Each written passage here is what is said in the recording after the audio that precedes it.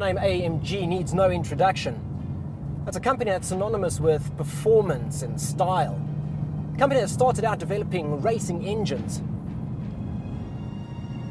and then went on to produce high-performance versions of standard road-going Mercedes-Benz products. The company was later bought out by Mercedes-Benz and now goes under the name of Mercedes-AMG. And they not only produce those high-performance versions that are so popular on the road, they also produce their own line, designed from the ground up. The first was the SLS, and this is their second.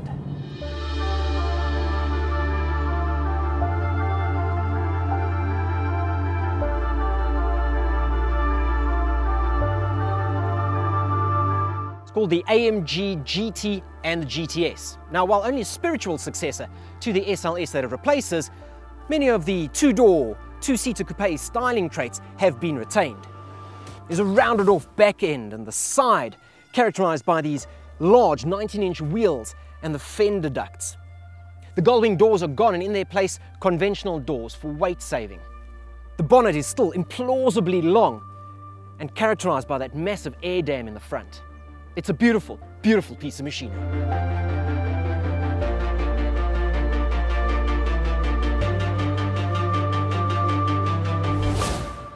The heart of the AMG GT is a 4-litre V8. It's down from the 6.2-litre naturally aspirated V8 that you got in the SLS, but this one benefits from a pair of turbochargers. Now, AMG reversed the flow of the heads, so the turbochargers sit in the V. It's what's known as a hot inside V, and you can actually see the turbochargers there on top of the motor. It's a beautiful, beautiful design. It keeps the overall size down, keeps it compact.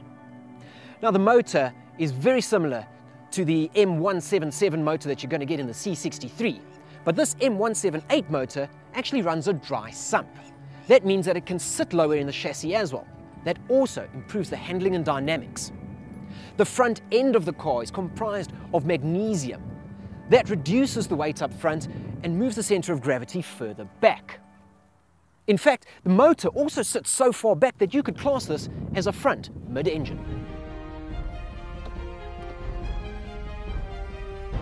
It's like climbing out of a washing machine.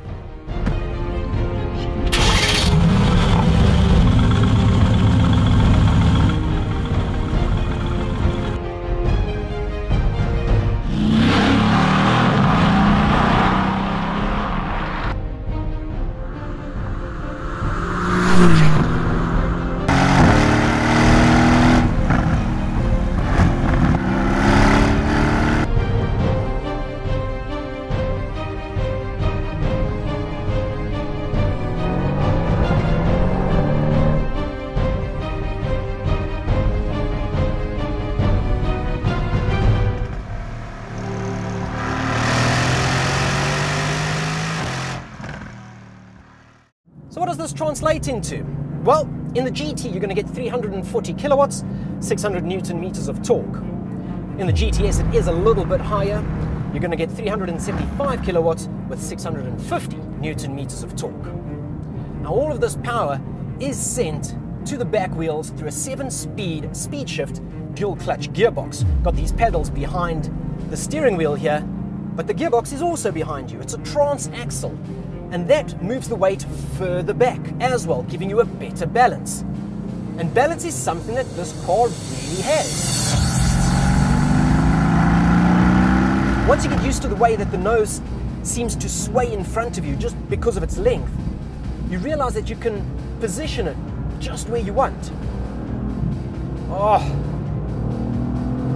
and there's that sound. A gearbox really knows what it's doing. In full automatic mode like this, it reads your inputs fantastically.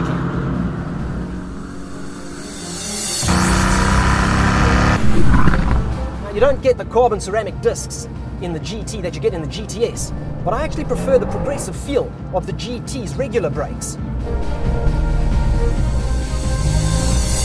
And it is about the power. You got to listen to this thing. You got to hear it roar.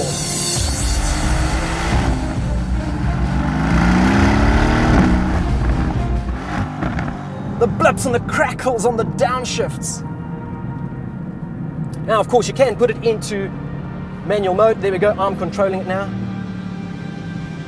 Then it just sounds even better.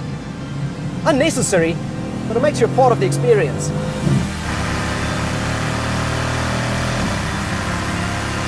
Switch it over, get the setting into the sport mode, and you can actually have a little bit of fun with it.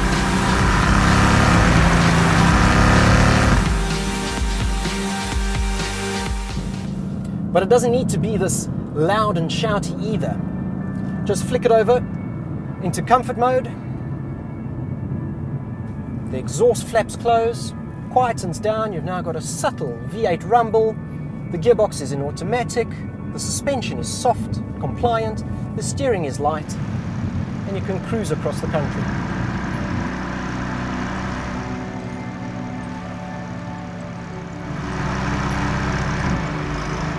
Revel in the leather and brushed aluminium interior, all the creature comforts, the connectivity.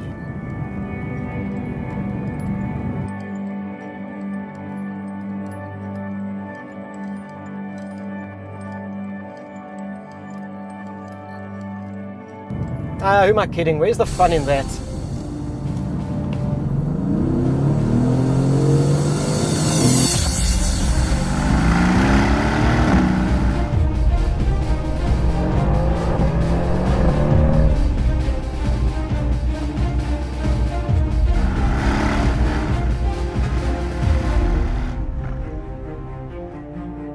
The AMG GTs are fantastic vehicles, and they need to be respected, not because of the design or the engineering or the power.